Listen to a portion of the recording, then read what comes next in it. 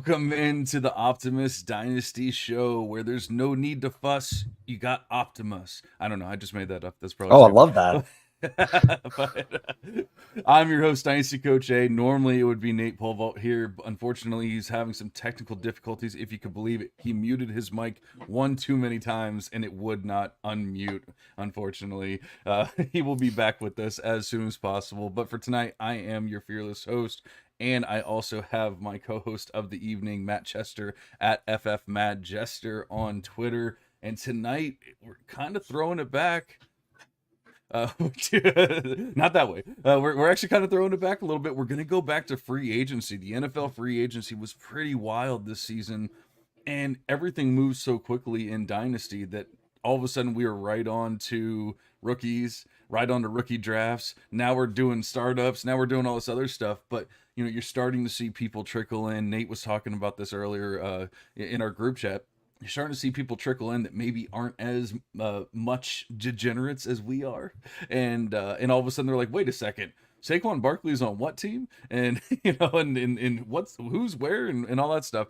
And so it might be a good time to just kind of dive back into it and figure it out. And even for the people that have been here the whole time, we can still take time and say, hey, does this actually make sense now that the NFL draft has happened? Has anything changed beyond what we originally thought when that free agent signing happened and things like that? So I think it's a good time. There's also a lot of time to kill before the season starts. So we're going to talk about a little bit of everything here. But we already have some people in the chat. Like I said, Nate is not here tonight, but he is wishing us our best. We got our boy Vince Mapstone in the chat. He was there for the Debbie devotional the other night. And of course, he's calling us legends, so he already knows. Toronto Dave's in the chat. You know he's going to be here. The Sports Forum is in the chat. Happy Thursday to you. And of course, in Beth We Trust, everyone knows it's in Beth We Trust. But enough about me, enough about Beth, although we'll probably talk about her a little bit more tonight. How are you doing tonight, Matt? I'm doing good. This is my first time in my new studio, so hopefully the sound is all right. If nobody tells us about it now, then I'll find out when I rewatch later. Yeah, I'm sure. I mean, it sounds good to me. We'll see if that actually matters or not. If you're in the chat, if you're watching on YouTube, let us know. How does he sound? How do I sound? How does Yeah, everyone thanks, sound? guys. But Not all the right, enough content, of. just the audio. Yeah. Of course, no. Please don't grade our content. No. So, like I said, we're gonna be talking about it. It kind of came back to free agency today with Ramondre Stevenson signing a new contract, a contract that kind of came out of the blue for everyone. I don't know of anyone that was like truly expecting that contract to happen today. Of all the things you could say, Brandon Ayuk being traded, T. Higgins getting a multi-year contract, whatever it might have been, Ramondre Stevenson was not on my bingo card for today. Not only did he get signed and re-signed, but he got a 4-year deal worth up to $36 million with $17 million guaranteed. I'm surprised, to say the least. And I mean, That's a huge vote of confidence. it is, but that's the thing is, I believe we were talking about it before we even jumped on here. I don't believe that either one of us is a huge Ramondre stan. Maybe I'm wrong, but it's got to give you a little boost of confidence, though. I drafted a bunch of him. I think he and Elijah Mitchell came out the same year, and those are my two late round guys. So I've ridden Ramondre for all this time, and I've never really gotten a price that I thought was fair for him. And now I'm happy that I wasn't able to get rid of him for a price that I thought was fair, because now I think the NFL market is catching back up with us. Yeah, and I think that goes back to one. The chat is saying that you're a touch loud. I don't know if you want to adjust midstream or not, because that might make more problems. But just a touch loud, not Is bad. this better? That's a little low, but Okay. I took it down from 11. So I think, but I think it goes back to sometimes you hear people talking, dynasty analysts saying, well, if you can't get that first that you're going for, just take a second. You got to get something because you got to get this guy off your roster. And this is a perfect reason why you don't make those kind of deals. Like people told me 3 years ago, you have to get Derrick Henry off your roster. He just got hurt. He's dead. He's completely dead. Sell him for a third, do whatever you can, just get him off your roster. I did not. and now I still have Derrick Henry and another player that we'll be talking about later on tonight. I Well, you think might be that the there's biggest King Henry fan that I know. So I know that you weren't I going to be able to get the prices that you want out of him. And yeah, you're right. You're right. 3 years later, he didn't go the way that Zeke went. He went in the opposite direction. And now, John, I think he might have the best year of his career. Is that crazy to say with I don't Ravens? it's so hard because I'm such a stan. I'm such a fan that like I always am going to be the optimistic one and everything. So it's so difficult for me to even be unbiased or anything about it. I believe that he is going to have the best one of the best seasons of his career. I get he's older and everything. If it's not his actual best season, it'll be fine. But I mean, if it's close to one of his best seasons, people are just in the prices that you got him, or if you've been holding him all this time, whatever it is. I just went through a startup and I actually did not get him. I had him for $19 in auction. I had him for $19. My co-host Aaron Wilcox from the Debbie Devotional on this channel bid him up to $20. Took him over because I only had him up to 19.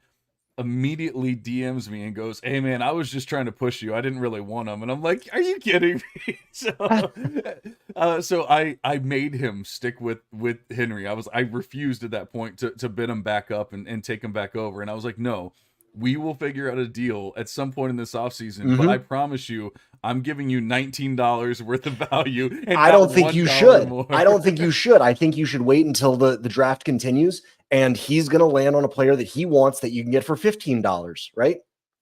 That's what. Yeah, That's well, I mean, we're the mid done draft now, and trade. I do have some really solid wide receivers. I actually need some running back depth, so the trade will happen at some point. I know for a fact, and it'll For just sure. push me up into. I think at this point, I'll actually be at like 60% Derrick Henry in my dynasty league. So it'll be, Beautiful.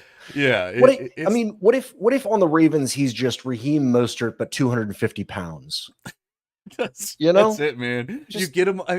Think about how bad the Titans have been, how bad the Titans' offense has been, and how good Derrick Henry has been, and now put him on one of the better offenses in the NFL, one of the better teams in the NFL. right. It's insane to think. You I think think about I what think Gus Edwards has done and 2 years all ago, that, and Baltimore was the highest scoring offense in the league. I think it was 2 or 3 years ago, and they are the rushingest team in the league. Now, part of that's because of Lamar, but it doesn't have to be. So if you and get I the just realized, rushingest team in the league and it's the highest scoring team in the league, and then Derrick Henry is at the helm, I mean, yeah. golly.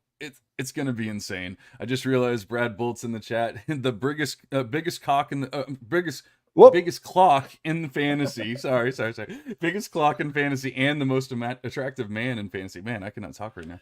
I can't. I didn't know you could see my clock because I'm sitting here with the most attractive man, and I don't know. Did it hit the floor or something? Alrighty, so actually, I guess we can go ahead and just dive into King. We were talking about him, but he got a 2-year, $16 million contract, $9 million guaranteed. It's essentially a 1-year deal. But I mean, they might ride him into the ground and just keep him for 2 years. There's no reason really not to. And once again, like they're a team that's perennially good. They're going to be scoring points. They're going to be in the mix for the playoffs and all that kind of stuff. There's no reason for them not to just keep him for 2 years on a $16 million deal. Absolutely. So, we've already touched on, how we feel about him this year, but I mean, are you even considering that there could be another year of this where we could just say, just ride him, like literally ride him into the sunset? Absolutely. I'm not going to say count on 2 more years of Derrick Henry, and I'm not going to spend like there's 2 more years of Derrick Henry, but I'll tell you this. He probably has 500 or 600 points left in him, and you're going to know when it's coming because he's going to be on the field when it happens. So that might be 2 years. It might be 3 years because of injury, but I'm just going to want to play him. I'm going to play. He's going to have a 20-point upside every single week, easily. I agree. Like I said, it's difficult for me to be unbiased about it, but I definitely agree. Back to the Ramondre thing. I have trouble rating Saints for the same reason. Yeah. I almost have to say, just don't ask me. It's not a fair Right. question. It's not going to be unbiased. Can I do a little side jump real quick, a lateral to you? Is Antonio Gibson better And I'm not saying that he's ever going to take over the offense, but is he the cheapest handcuff that could do the best if the guy in front of him goes out? Is there a better guy in the league than Antonio Gibson if he was given the Ramondre role last year or 2 years ago with that sort of volume? I guess the real question is, can he keep the faith of his coaches? Because I really feel like that's what happened in Washington is he was unable to keep his coaches' love. And so because of that, they were just like, look, we get that you're better than Brian Robinson, but you can't hold on to the ball. And so we're just going to go ahead and let you go, or we're just going to, put you on the bench. And so, maybe he can fix his fumbling issues. And then I definitely think that he is just like Brian Robinson. I think he is a better running back than Ramondre Stevenson. But I do too, and a better receiving back.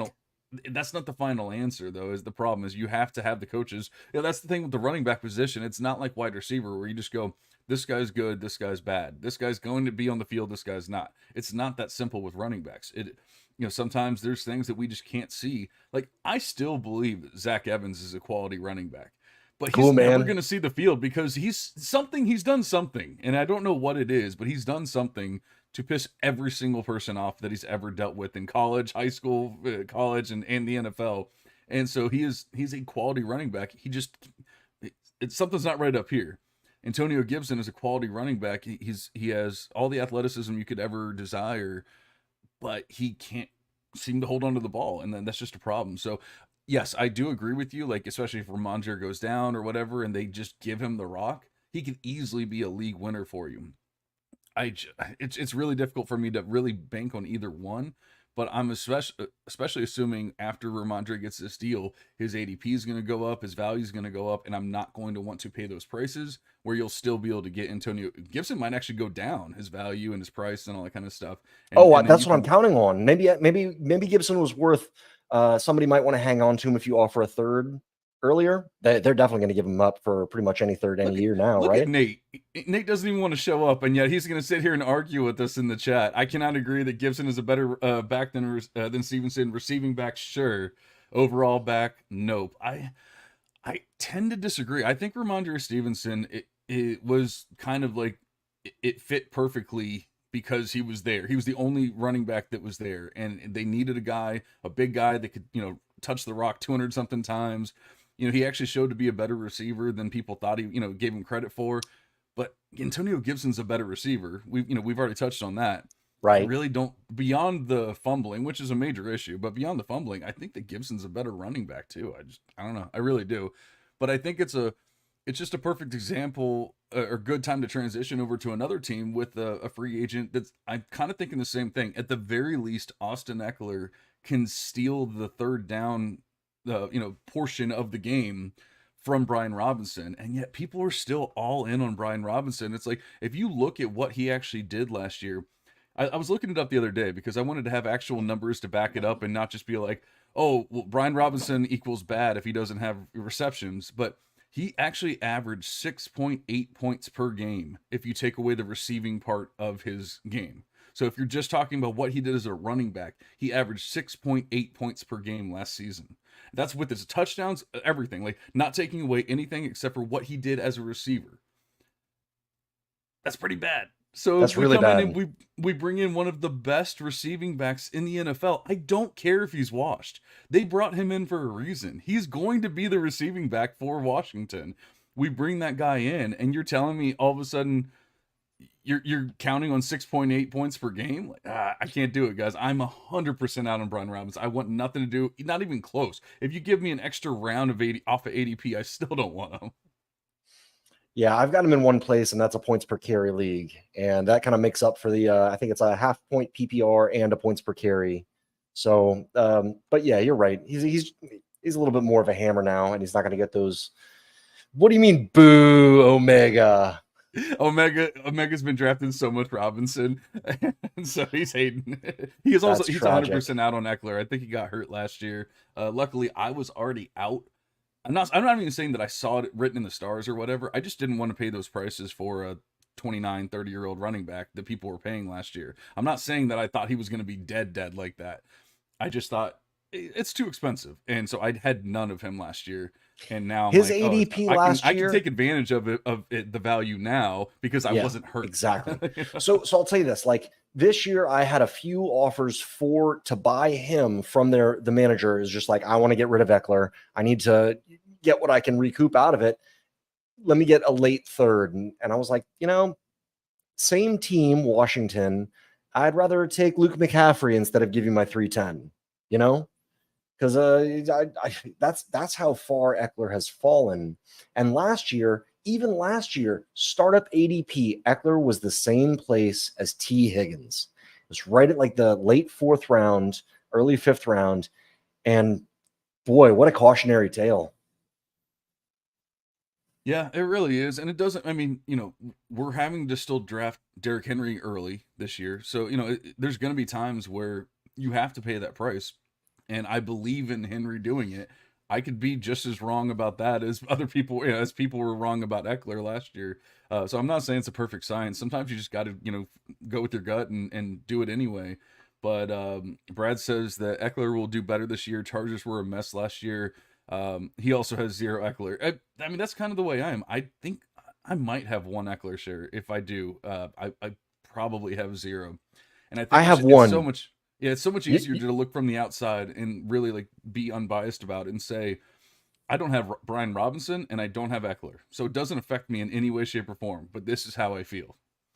okay, that's fair. I would never want to rely on starting him. So because of that, I'm pretty much out.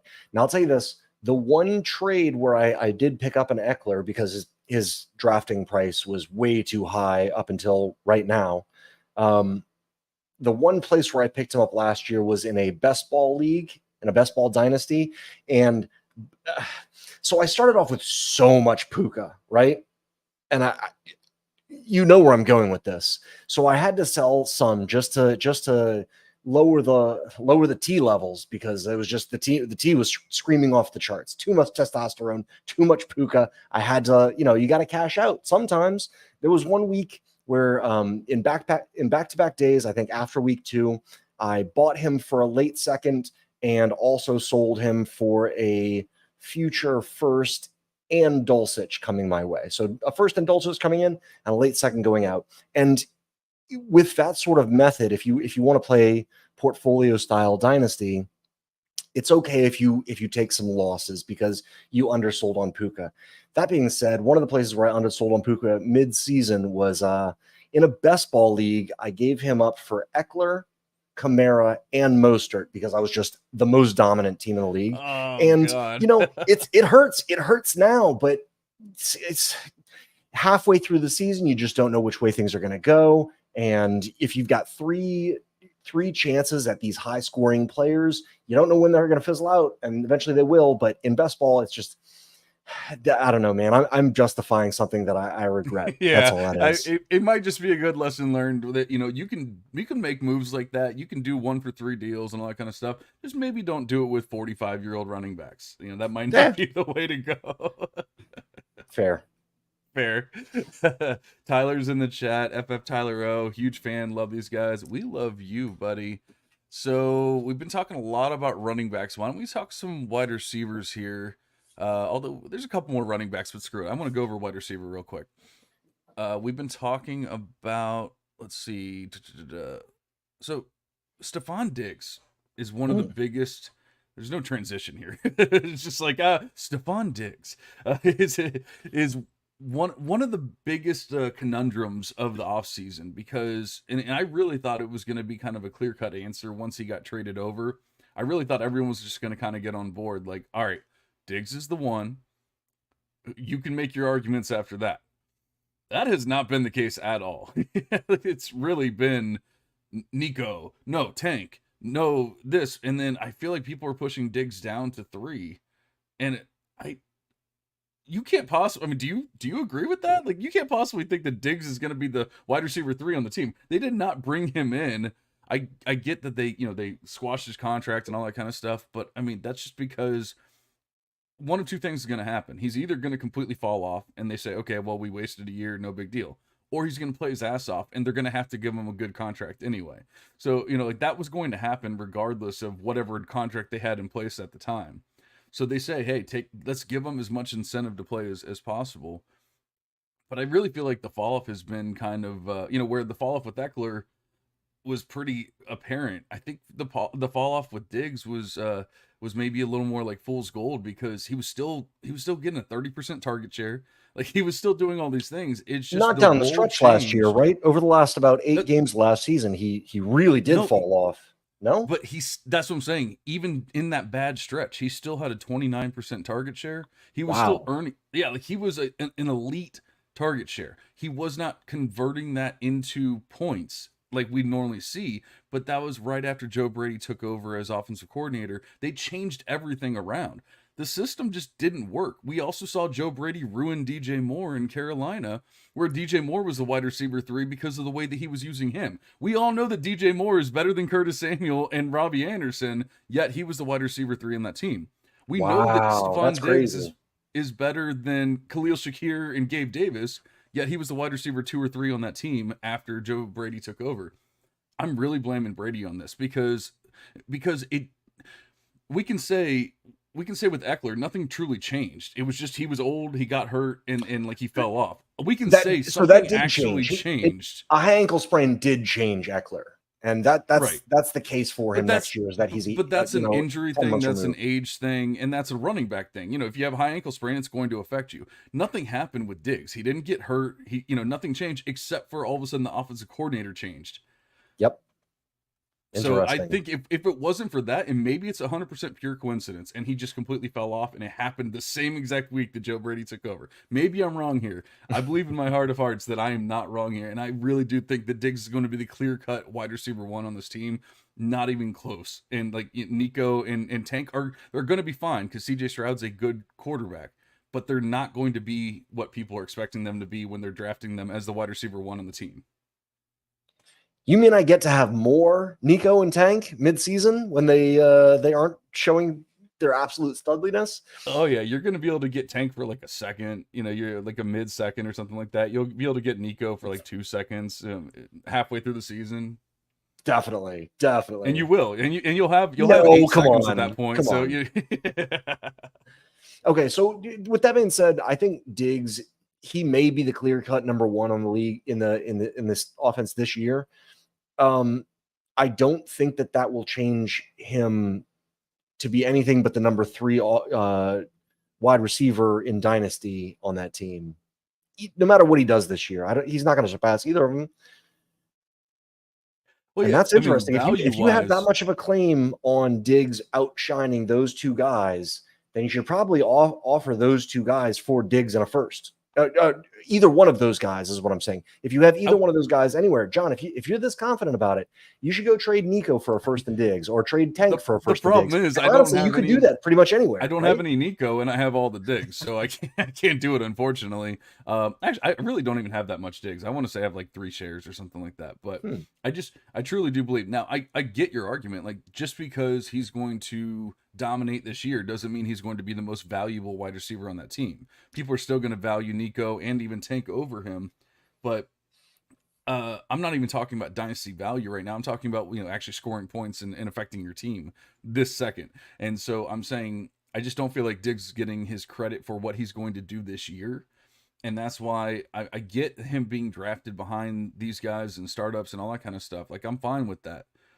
But you can go get Diggs cheap right now, man. Like, you can get him so cheap. I'm trying to remember. I'm pretty sure I got him in the startup, and I got him for like, we were talking about Derrick Henry for $20. I want to say I got Diggs for like 18 or 17 or something like that. It's like, it's ridiculous. The amount of points that he's going to score this year, I think that he's going to be well worth that $18 when it's all said and done. I like it. So, speaking of the Bills, we have a very ambiguous wide receiver core in Buffalo. And I don't know, this is a player that I've never been a huge fan of, but I don't know if Curtis Samuel's getting enough love with what his role is going to be in that offense, especially considering we just talked about what Joe Brady did to DJ Moore in Carolina, who was one of those wide receivers. It was Curtis Samuel, and he was actually the leading wide receiver for that team in Carolina. I think he could probably be the leading wide receiver for this team this year. Now, I also think that Dalton Kincaid is going to be a stud this year. So don't get me wrong. He might not be the leading receiver, but I believe he will Right. be the leading wide receiver. Right. Yep, I'm on board with it. If Kincaid leads and Curtis Samuel is a close second, and Keon Coleman is a project, I completely see that playing out, and it's probably a bunch of safe bets that you can take around Curtis Samuel. Ooh, okay. I just thought of my favorite league. I have Keon Coleman because I got him at like 2-3, Oh, you can make 203. that move so easily. Oh, from him to Curtis Samuel, what could you pick up on top of that? Maybe a first. Yeah. I mean, that would be insane if you drafted a guy at 203 and then you trade a first for a future first for him. That'd be a little wild, but I mean, hey, if you could, I mean, you're the king of the deal, and so maybe you throw a future second and you get that first, and so now you have Curtis Samuel in a first, and okay, I lost a second, but now I have points this year and a first next year. I think Oh, you I can love get that deal this. done, dude. I love this. But You're that's absolutely why I right. wanted to bring Curtis Samuel up, because I really feel like you can make, not even necessarily to that extent, but I mean you can make deals, smaller deals with him, not necessarily as a throw in, but more of a, instead of getting that third thrown in or whatever it might be, you get Curtis Samuel thrown in into the deal instead, and I think you can get deals like that made as well. I love it. So another cheap guy that you can probably get, uh, maybe not as cheap as Curtis Samuel, but probably not that far off from him, is a guy that we both love. We talked about him recently on previous pods, and it's Hollywood Brown. We can't trade for him because we already have all of him. Between the two of us, there's literally no more Hollywood Brown to be had. The So I well is do dry. apologize. Yeah, I Yeah. apologize to everyone else, but if you could pry him from our dead cold bodies, he would be a good guy to go trade for. So I'm a little bit worried because I have I probably have about 25% Hollywood and about 25% Xavier Worthy and no Rashi Rice. And from what I'm understanding is Rashi Rice has kind of the Kelsey mind meld with Mahomes and that sort of middle of the field jazz, get open and make magic happen with backyard ball. And Xavier Worthy, he might be splitting just the 9 routes with Marquise Brown, which would really devalue both of them. And I'm not going to say that I woke up in a sweat last night, but it doesn't have me feeling good thinking about how much, and probably a lot of that 25% Worthy and 25% Hollywood that I'm holding. A lot of those are on the same team because I like the buddy system. All right, I actually don't think I have that. I have a lot of Hollywood and I have a lot of Worthy. I don't think most of them are on the same team though. So I'm kind of invested, but maybe not overly invested, if you will. But it's not Okay. even out of desire or anything like that, or lack of desire. I would love to have all of them on all of my teams. I'm to the point where I was out on Rasheed Rice before all of the off the field stuff. I don't think I don't think he's a stud. I don't think he's a great player. He can be a good player. He can be a fine player, and that's great. I don't think he's a stud. I don't think he is going to be. I don't think he's a true wide receiver one, especially for any team, especially the Chiefs, which they really could use like an actual wide receiver one. Mhm. Hollywood Brown has shown us when he can stay healthy, he has that capability. Xavier Worthy has shown us in college that he has that capability of being the wide receiver one. Even with other talented wide receivers around him, other talented players around him, he was still the one always. And so like we've seen those guys do it. Rasheed Rice did it for one season in college, and then he had a really like gadgety role on a team that desperately needed a wide receiver last year, and he was kind of force fed the ball. He didn't really do that much with it. It was just he was getting 9, 10 targets a game, but they're these little dinks and dunks, like not what Patrick Mahomes wants to be doing. It was just what was necessary. So I'm not saying he can't continue to do that, and maybe he does have that Kelsey mind meld where he's going to be a last ditch effort on a play when Mahomes, scrambles out of the pocket, Hollywood's covered down the field, whatever it may be. Okay, we're just going to dink it down to Rasheed. He can still score some points for you. He's not going to be the wide receiver one on the team. Like, so I'm just, maybe I'll be wrong. but I'm just not scared of Rashee Rice at this point. So I think you can sleep easy tonight. I'm very okay being wrong on Rashee Rice being the stud in that offense. I'm very okay with that. I think trying to recreate Rashee Rice's second half of last season is you have to take into account Pat Mahomes. He's above a 7%, or he's hit above a 7% touchdown rate. I think in 2 seasons, his average is like 5.5% touchdown rate. And I want to say last year he was at like barely scraped above 4% touchdown rate. So if you think that their offense is going to mimic what it was in Pat Mahomes' worst year, then sure, go invest in Rashee Rice. But if you think that Mahomes is going to be Mahomes again, Rashee's probably not the way to go in that offense, because he was there when nothing else was, and it didn't work. I mean, Super Bowl, disregard the Super Bowl, right? Yeah, I mean, so Brad's in the chat. He says you can keep your Marquise Brown shares. He hasn't earned the nickname Hollywood. You got to have more than one 1,000-yard season, and it's honestly fair.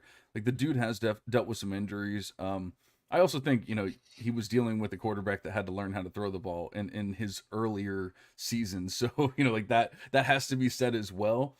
And then when he actually did get a quarterback in Kyler, that that they seemed to mesh really well. Now Kyler gets hurt. Now he gets hurt. It has not been a perfect situation for Hollywood. Not really making excuses. I'm just saying the upside is there. I also understand that there is some downside, and there is it's not 100% guaranteed that all of a sudden Hollywood's going to be a stud.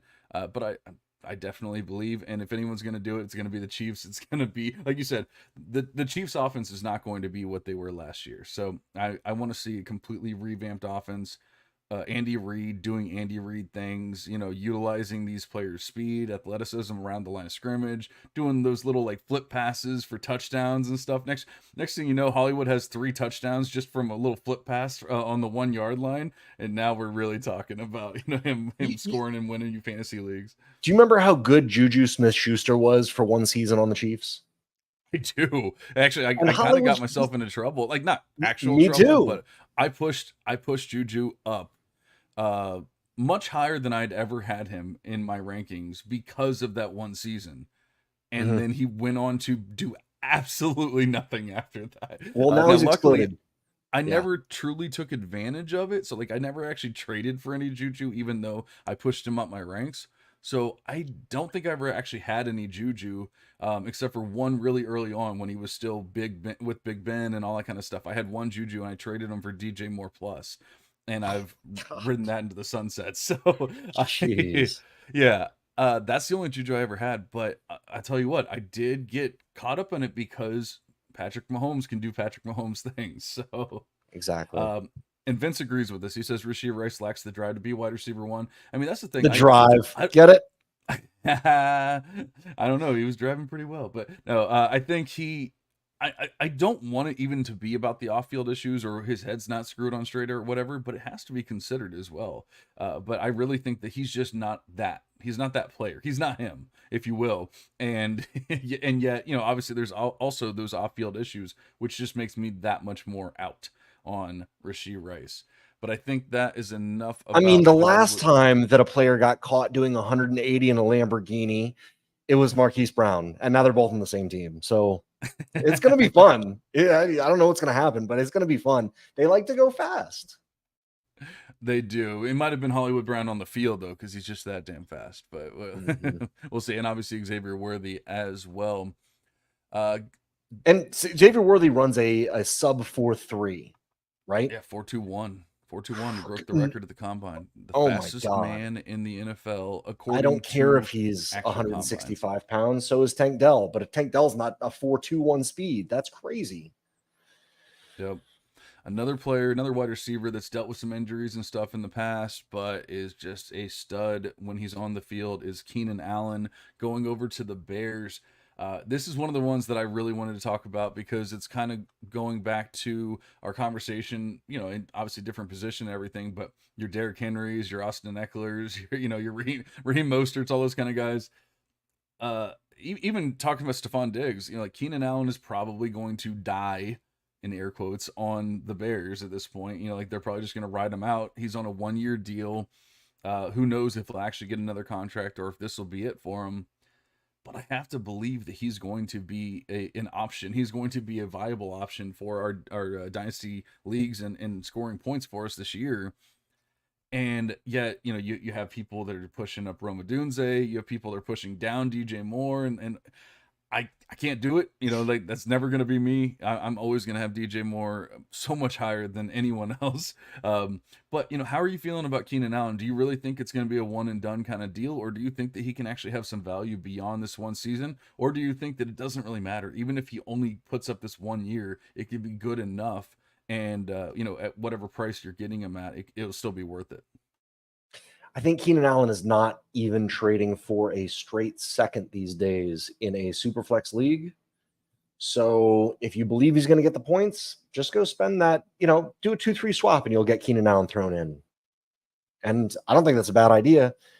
He was never a fast guy. He was never a physically dominant player in any way. He's just a really good, probably still the best route runner in the league at 31 years old. And that doesn't go away very quickly. It's not a physical trait that fades with age. He's just body smart. And I can see him playing for another 2 or 3 years. I don't know how it's going to go. He's going to score points until the age cliff, but who knows when that's going to be.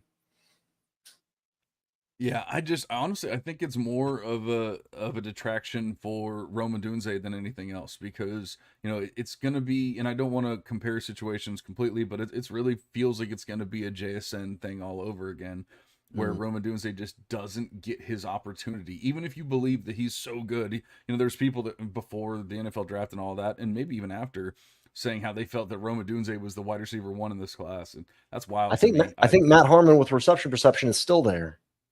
That's just wild to me. I don't understand it at all. I believe he's a good or solid wide receiver. I do not think he's at that kind of level, but that's my own opinion. That's fine. I'm not even saying I'm right or wrong. I'm just saying I think that when you're behind guys like DJ Moore and Keenan Allen, it's just going to be impossible to put up any kind of substantial points, substantial stats, or anything like that.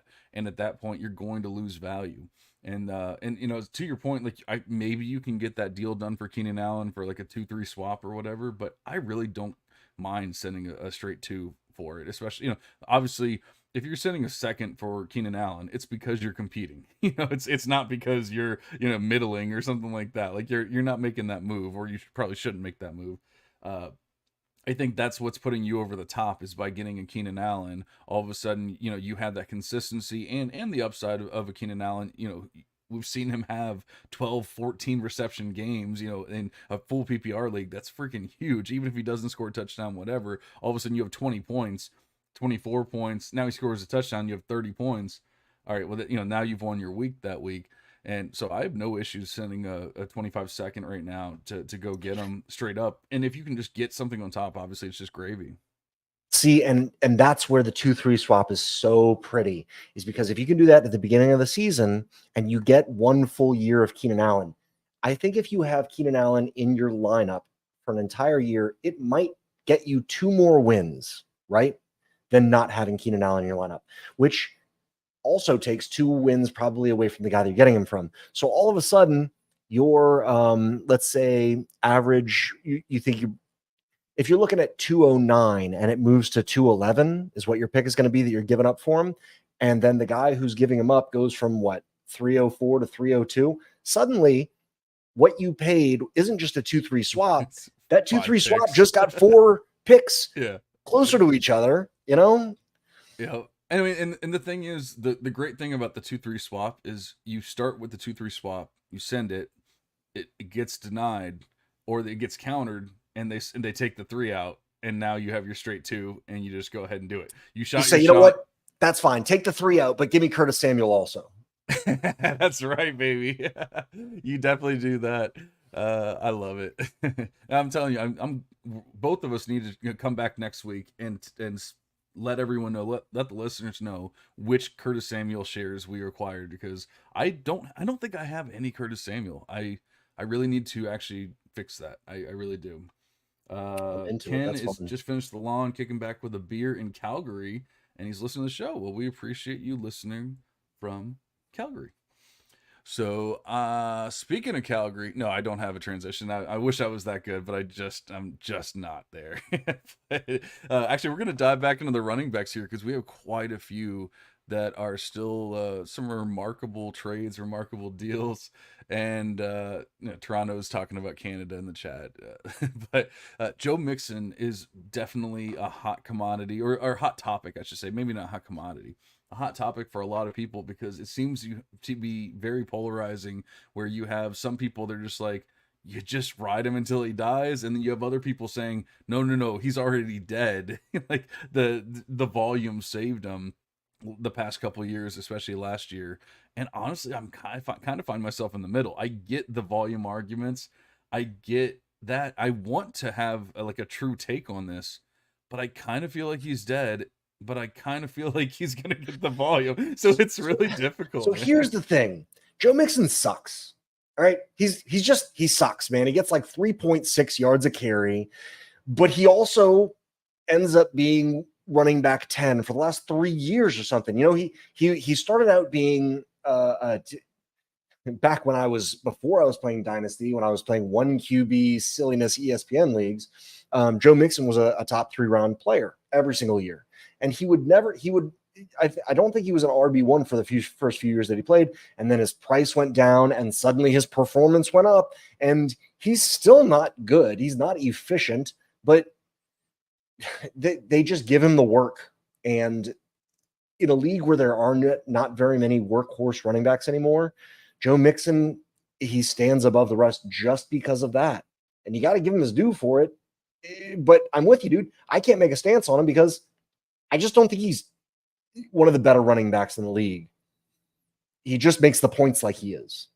Right. I mean, honestly, I kind of feel the same way about Isaiah Pacheco, where I can't get on board. I don't actually think he's a good running back, but he's obviously in a great situation and he's scoring points and it's spitting in my face every time he does it. So like I can think that he's bad, or I don't, bad air quotes, whatever. Like I don't actually think he's terrible or anything. I just don't like compared to other levels of running backs in the NFL. I I don't know think both he's of us are good. sitting here like with like potato Yeah, chips dripping down our yeah. chest, being like, he's terrible. Worst running back in the league. Yeah, I'm gonna pour another glass of whiskey and I'm gonna sit here and talk about how terrible this athlete is. But I mean, I compared to other running backs, compared to Derrick Henry. How about that? We'll just have Sure. a Derrick Henry line compared to You Derrick can't do Henry. that because you can't have the line be up at freaking heaven, man. It doesn't work like that. There's got to be a midpoint. So it's the same thing, but different situation. And obviously, Pacheco has so much more burst and electric nature or whatever than Mixon does. So it's not even a good comparison. It was just kind of how I feel. I feel gross having either one on my team, but sometimes it's necessary to have those kind of guys on your team as well. Will you rate them for me right now? How do you like them in Dynasty and how do you like them in redraft?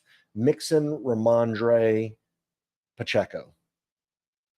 Oh man, I really think that we're gonna see the Patriots struggle. They have a obviously they have a brand new quarterback, a rookie quarterback, brand new head coach. Do they even have a GM? I don't think they have a GM right now. Like they have like an interim or It's still somebody that Bill just like Belichick. They're in big trouble. yeah, they had like some guy that would just like raise his hand and they're like, all right, I guess it's gonna be you. So I think that I have to put Ramondre at the bottom. We already talked about how we feel about possibly Antonio Gibson, being better anyway. But even if I Mhm. take that part out of it, I just think that the Pats are going to struggle. Their schedule is tough, man. I believe it may be the most difficult by like DVOA or whatever in the actual NFL, or it's one of the most difficult if it's not actually the most difficult. With a rookie head coach and a rookie quarterback and all that, rookie wide receivers, yeah, I don't believe in that offense, unfortunately. And I love Drake May, so this is not me hating on Drake May or anything like that. I really want to see all of them succeed. And but yeah, I'm kind of with Chad here. Chad is Parsons is in the chat. Quizzical contract for Stevenson, considering his age, lack of ceiling, and the state of the Patriots. I tend to agree. I gotta have him behind those other guys. I think just for the upside of the offense, I'm gonna go with Pacheco at 1, and I'm gonna put Mixon at 2. Did you have a fourth guy, or or was it just Yeah, those sure. three? Antonio Gibson. So I'm gonna put. Oh man, now that's really tough. Damn it. With the contract, I guess I gotta go with Gibson at 4, just because of Ramondre getting paid. But man, I tell you, it's not close. It's more like 1, 2, 3A and 3B more than anything else. But they could all be last year Miles Sanders, right? They all could be Miles Sanders, who completely fell off the face of the planet after he went to the Philadelphia, or And got from the Philadelphia Eagles to the Carolina Panthers. with a big But contract. incoming to the Eagles is Saquon Barkley. Look at that transaction. Look at Nice. it. So he gets a 3-year, $38 million. He actually got, Saquon Barkley got $2 million more in his contract than Ramondre Stevenson. Just let that simmer for a second. Just sit on that one for a second. Like, holy crap. Now, I mean, he did get 25 mil guaranteed compared to Stevenson's 17 million. And it's all in 1 year less than Ramondre's got to earn. Well, yeah, I know, but it's just gross. It's funny. It's funny. It's so gross. It's like talking about how Gabe Davis got paid more than Derrick Henry. In what world? You know? I know. Come on. It's so weird. But how are you feeling with we got the tush push going on. We got the narratives that Saquon's not as good as people thought he was because of what he's been dealing with. Obviously the injuries and all that kind of stuff. We saw what he did as a rookie. Amazing. The most electric player on the field, could do anything if you just got the ball into his hands. Do you think we get back to that player? Do you think those days are past us? And do you think that Jalen Hurts is going to steal too much from Saquon for him to be worth what we're probably paying for him? Or are you all in? I'm not all in, man. It's been so hard to be behind Saquon Barkley. So I think he's gotten better than running back 9 in one of the years that he's played out of the last 6 years. You just can't keep betting on the same losing horse. Like between Saquon and Joe Mixon, Saquon's worth way more, but Joe Mixon's outperformed him for the last 3 years, sure, because of injury and because of situation or whatever it is. I don't understand what's so cool about Saquon. I don't get it. I haven't gotten it since 2018. Is he just why aren't we talking about Najee like this? He was just as amazing first year out of the gates, and then he's just been nothing since then. Saquon's kind of done the same thing. So why is Saquon still so appealing? I think it's just going back to year one, seeing what he was able to do as a rookie and knowing that he had that kind of athleticism. Now, I'm not saying he still has it. I don't truly know. Maybe he lost it with the injuries that he's gone through. But, we can sit here and make excuses about him because of the offenses that he's been in, the injuries that he's dealt with, the injuries that other players around him have dealt with, like a Daniel Jones and whoever else, the lack of receivers for the offense to truly go out and score points and do all that. But then we have to sit here and question, is he going to have a great receiving role in Philadelphia? Probably not. No, he's a great receiving back. He's going to catch the ball. But it's not going to be those like 60, 70 receptions that we're hoping for these top end guys. It's probably going to be closer to like 30 or maybe 40 or something like that on the high end. I don't think it's going to be too many more than that. So he's going to have to earn it all on the ground. I do believe he still has that ability, but I'll tell you what, as somebody who has a decent amount of DeAndre Swift on my dynasty teams, I don't know if it's some kind of curse that Jalen Hurts has put out into the ether or whatever it is, but I've never seen a running back fall down right at the 1 yard line more times than I did Miles Sanders last season. I'm Swift, DeAndre Swift. What did I say? Swift. He's Miles Sanders, but yeah, it looked like no, yeah, definitely not Miles Sanders. No, it's the 1 yard line is the fucking pumpkin coach of Swift becoming Miles Sanders, right? No, it was terrible. Yes. I think it was something like I want to say it was something like 11 or 12 or so. Just how many it was crazy, man. touchdowns were vultured by the push with Jalen Hurts instead of Swift getting in there, and it would have changed him from like a mid running back 2 to like a top 6 running back 1 if he had just easily. He probably would have been like RB3 or something like that. And he wasn't. So it really, I feel like that kind of luck is going to be involved with Barkley's either going to do the same exact thing and he's going to, be RB13, or he's going to actually fall into the end zone on those big plays. He's going to score quite a few touchdowns. The offense is going to be better than what he's been dealing with in New York. Like, I don't think anyone can question that. The questions we have to have is what kind of receiving game is he going to have, and then how many touchdowns is he actually going to score? How many are going to be vultured? I kind of want to be in the middle. I have a little bit of Barkley. Most of them are shares that I've purchased when he was hurt, or somebody was just willing to get out. They're going into full rebuild, like that kind of thing.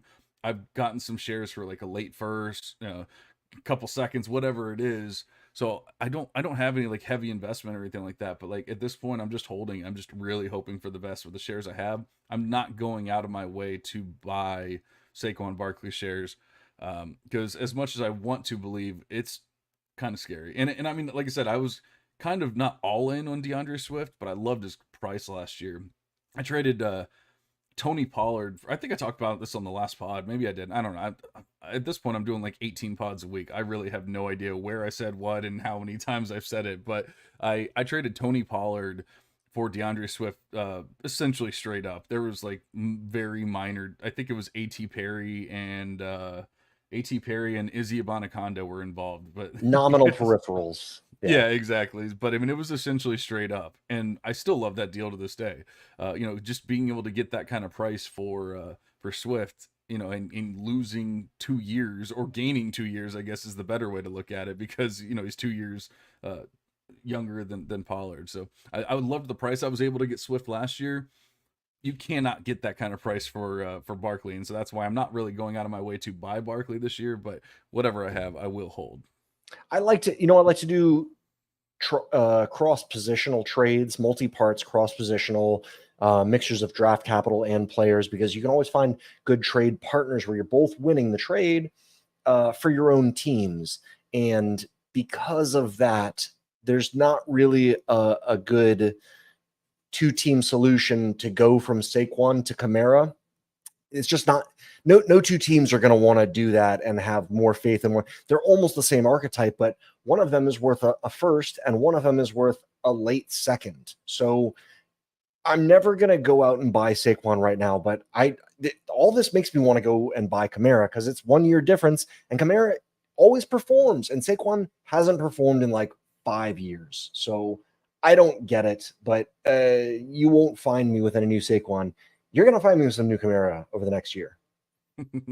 We talked about that on the last pod, but speaking of not performing, Ezekiel Elliott has not performed nearly as well as he used to over there. Although I think he kind of surprised, going back to the Ramondre Stevenson talk. I think he kind of surprised with the amount of the backfield touches that he got. I know Stevenson got hurt at some point or whatever, but like Elliott, even when Stevenson was 100% healthy, no issues, yes, Elliott was touching the ball. He was more of the receiving back. Like, he was doing a lot of things. And he's definitely not going to be completely off the field or completely washed in Dallas. You can say what you actually feel about him as a player, but it kind of goes back to the Mixon talk, the Ramondre talk, whatever. Like, he's going to touch the ball, and we have to put a value to that. So are you going out and trying to invest and get some Zeke, or are you just like, man, I can't pay more than late third or something like that, and so I'm just not going to get him? You're exactly right. I'm not going to pay more than a late third for Zeke. And honestly, there's no reason to do that until week 10, when you know that he's still healthy.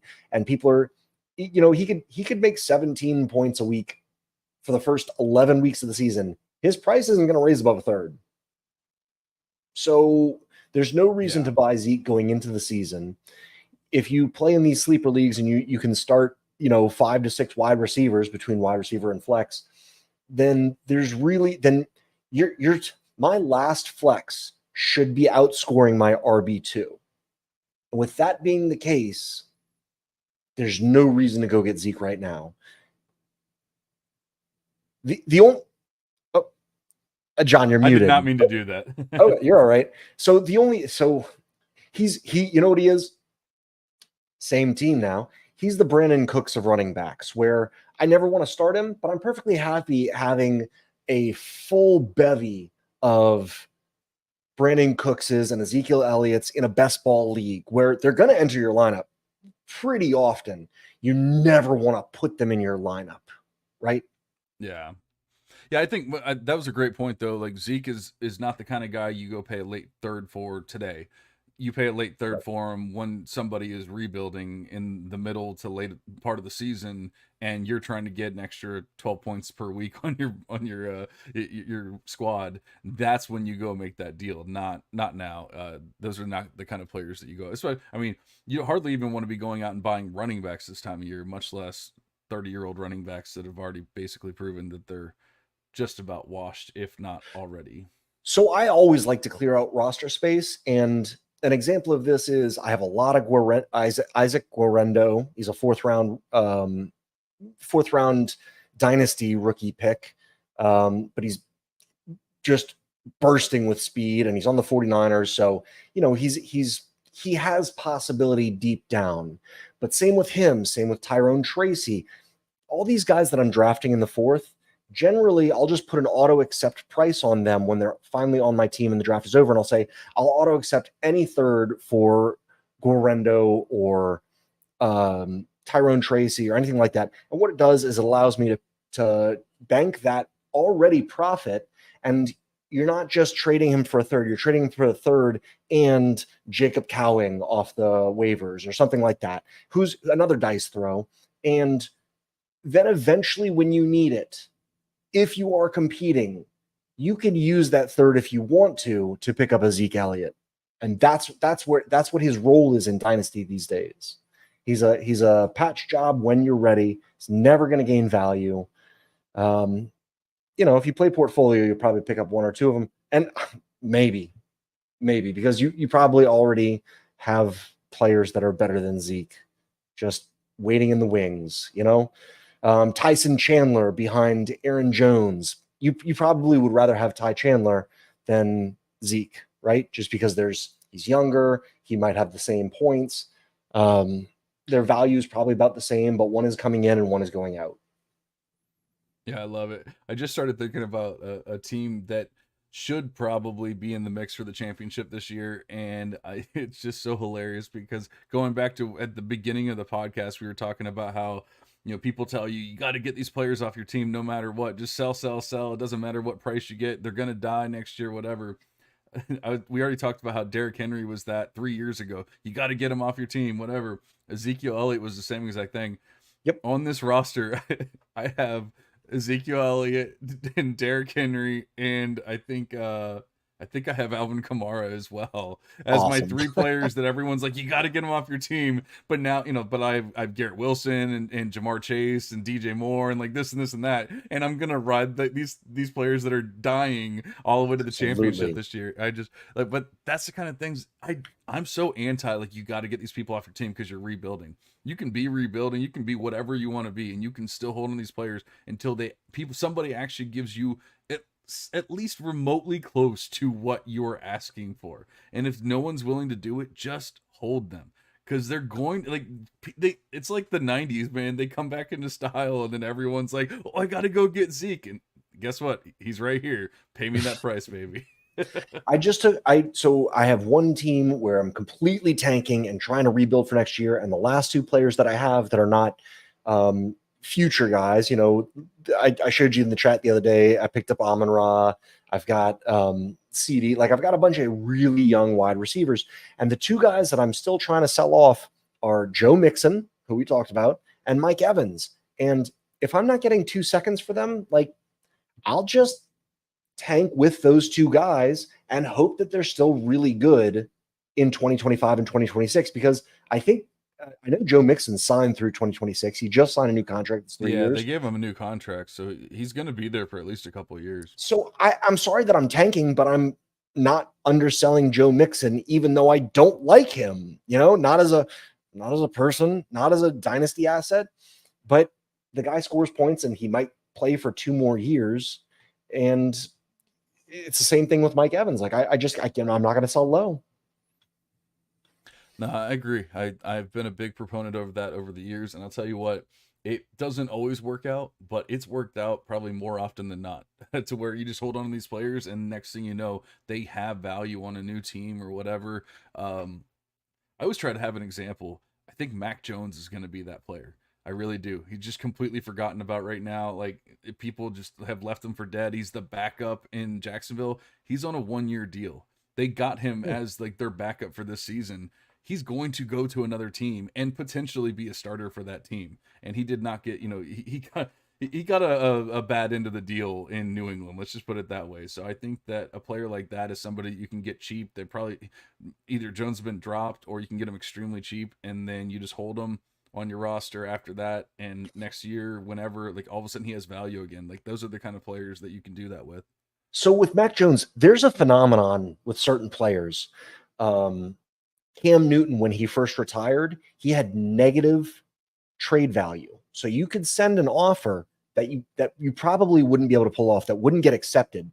But if you had Cam Newton leaving the other guy's team and coming to your team, suddenly that evened out a trade that you wouldn't have been able to get done. And Mac Jones is the same type of thing where somebody's probably like, "Oh boy, I'm getting rid of him. I'm getting over on this guy." And you're like, "Well, you I can made a trade this offseason where I traded Geno Smith for Jaden Reed and Mac Jones. And the guy told me the only reason why I accepted this trade is because you took Mac Jones from me. and I wanted him off my bench, and I was willing to pay." Yeah, exactly. That's exactly what I'm talking about. No, It's you're a weird 100% phenomenon right. Like, where they have it negative happens. trade People, value. yep. You know Yep, what? You know who I was able to do that with? That I was able to pull off a trade, and I was like, you know what? What if you throw in Josh Dobbs too? And they were like, yeah, okay, now I'll do it. I was like, because I asked you to throw in another player, you're gonna suddenly do this trade that you weren't gonna do if you weren't giving me Josh Dobbs. And he's like, yes. I'm like, okay, cool. Because Josh Dobbs is a rocket scientist. He's not a he's not a top 32 in the world QB, but he always he's a top makes his 64 way back to starting. Always makes his way back to starting. You know who can make Mr. Irrelevant into a freaking gold mine? The 49ers and Kyle Shanahan. So I love having Josh Dobbs. That's my Mac Jones this year, because we saw him be a QB1 for Sean McVay, who's in the Shanahan tree, and then he went over to Kevin O'Connell and did well for them for a couple games, who's also in the Shanahan tree. And now he goes to the original Shanahan. If Brock Purdy goes down and Josh Dobbs gets the job, I love having Josh Dobbs. I think he's a really clever, very free stash. Yeah, with there's so many negative different trade examples. value. I always try to come up at least with one, but I feel like there's so many different examples we can go. And Dobbs is a good one. There's so many, obviously, quarterbacks, and Superflex is gonna, any quarterback. Marcus Mariota is another one. Jaden Daniels goes down, whatever. All of a sudden, I know it sounds gross, but who always scores points whenever he's on the field? Marcus Mariota. Like, he is he's actually a QB1 every single time he touches the ball because of his rushing ability and all that kind of stuff. So I get it sounds disgusting. Oh, Mac Jones. Oh, Marcus Mariota. Oh, Josh Dobbs. But those are the kind of players that win you weeks when you need it, and possibly win you championships when you need it. I have literally started Marcus Mariota in the past couple of years and gone on to win championships, and it's because, like, he scores a bunch of points when he does it. But I think that's enough about the gross players. We did a pretty good job of talking about some non-gross players. Really circling the drain towards the end, though, huh? Yeah, no, we fell off the rails completely there at the end. But I have no idea what Nate's expectations were of this podcast. I think he normally keeps it around like 45 minutes or something like that. We're just over an hour here. I think we did a pretty good job. Hopefully, we did a good job of bringing it back around to free agency, trying to bring it back up. Remind people, hey, some stuff has changed. These players are in different positions, different situations than they were last season, and so much has changed this year that we really do have to think about it more than even other years where just not too much happened in free agency, in the NFL draft, or whatever. So I hope you guys enjoyed the Nateless show that we had tonight. Hopefully he will be back with some internet on the next podcast, because I don't know what else we'll talk about. But I do appreciate Jester. I appreciate you guys listening. Jester, do you have any words of wisdom before we get out of here? Love each other. Don't be a dick. Be cool. That's pretty much it. Get to know your league mates. It's more fun when you play with people that you can be friends with. And have fun in the space, it's a game. Absolutely. Vince stuck with us the majority of the time. I guess he got distracted for a little while, but he's back. And peace out to you, my friend. We do appreciate you guys listening. The reason why our screen went completely white or whatever for a little bit is I was trying to find a video, and I think it's on a different brand. And so I was trying to find an outro video. I do not have one, so I'm going to play the intro again. We will see you guys next time.